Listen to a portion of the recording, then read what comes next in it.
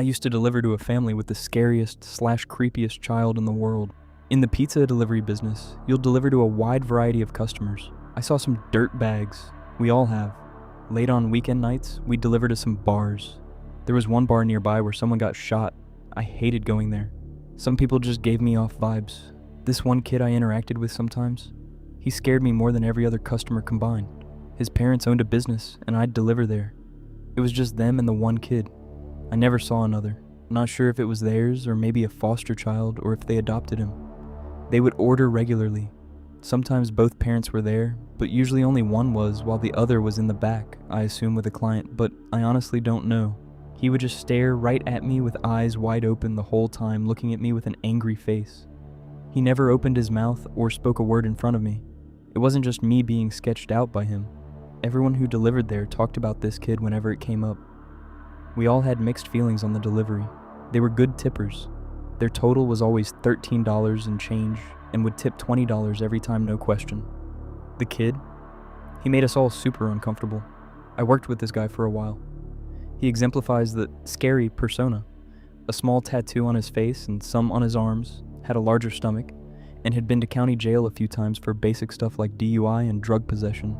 He wasn't a fighter, never went to real prison, just a few weekends in jail, and no serious crime. But he didn't look like the type who would scare delivery. One day he took the delivery. He walked in and saw the kid playing with the train set, all while staring directly at him with an angry face and eyes wide open, just rolling the train back and forth. He told me that the dad didn't have any money on him and had to run to the back office to get it. He left the kid there with him for a good minute while he grabbed the money. My coworker saw the kid staring at him dead in the eyes while rolling the train back and forth. He could see my coworker was very afraid. He looks at him, stood up and says, "It's okay. You don't have to be afraid. Trains aren't that scary." With a big smile, then walked back down and kept rolling the train back and forth while staring at him. He got even more scared after that. I'd DK if it was true or not, but I never knew that guy to lie about anything. Just now, I verified his past arrests. He's been arrested once since. He spoke about it all the time like he was traumatized by it. Every time the order came up and there was a new driver, he mentioned it to them. A few of us were creeped out by it. I took the delivery probably 15 more times after that, wondering if he would. The kid never spoke to me personally, but kept staring with his eyes wide open. I, unknowingly, delivered a stalker's message to his victim. So I get a delivery to a home for the elderly. So the address should have the physical address as well as a room number. The receipt said to call when arrived, which isn't very unusual in and of itself. The order was a medium hand-tossed cheese, which is super basic, but again, not weird in and of itself. I figured that they wanted me to call because it was past the time that the house would have been unlocked, and maybe they would meet me at the door. I thought this was confirmed when there was no specific room number on it. My GM texted me when I was on the way to the address that the person called again and asked to call when I arrived. Again, I figured that I would call, we'd meet at the door, and I'd be on my way. Easy. I get to the address and dial the number on the receipt. A man with a stern voice answered, speaking in a demanding tone. He said, "Listen to me. You will knock on insert name on the receipt door and give them the pizza."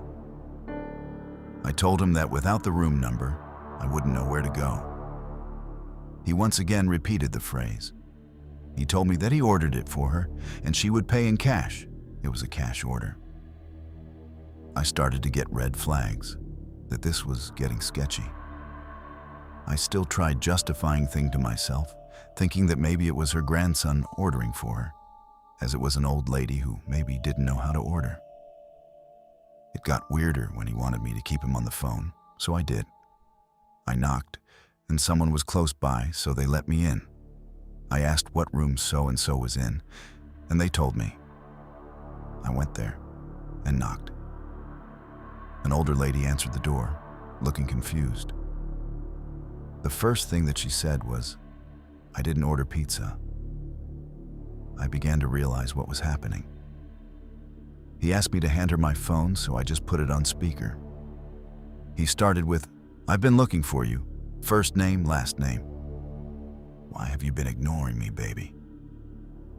She was confused and started asking who this was. He told her that she knew. She once again confirmed that she had no idea who she was. He demanded that she give him her cell phone number.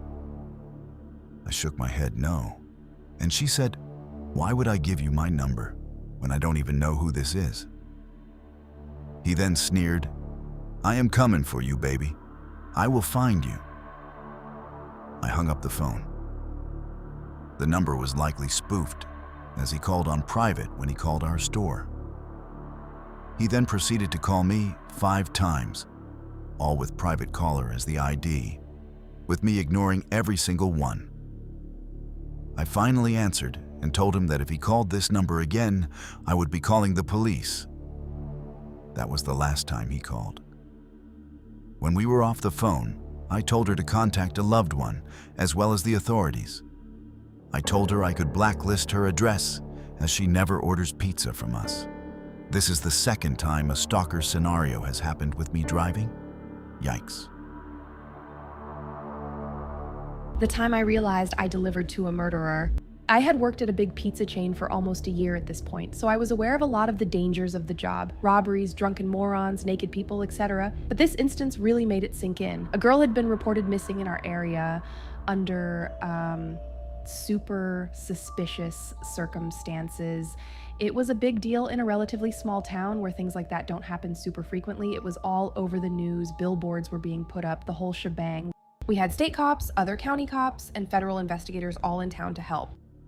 A few weeks after the initial report, they announced an arrest. They had the guy dead to rights, no question that he was the one who did it.